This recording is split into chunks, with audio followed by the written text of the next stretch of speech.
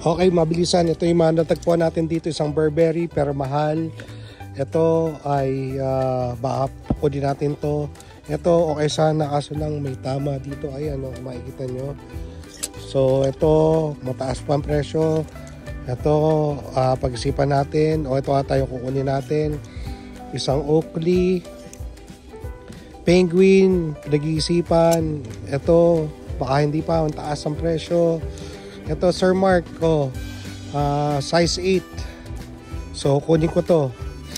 Tapos ito ay quarter zip na Tommy, isang crew neck na Tommy, size large, kunin natin to. T-shirt na Penguin, kunin natin to. Pocket tee. Ito kunin din natin to. Flannel na Penguin, size large. Polo na tawag dito rugby.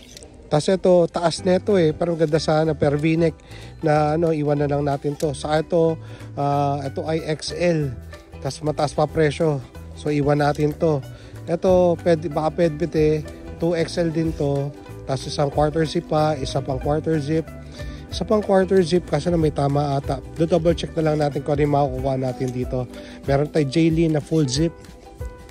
Tapos Carhartt Force to, pero ibang klase. Pag-isipan lang natin to. Penguin, Oakley, yan. O yan lang. So yan lang yung makukuha natin dito ngayon. O pinagpipilian.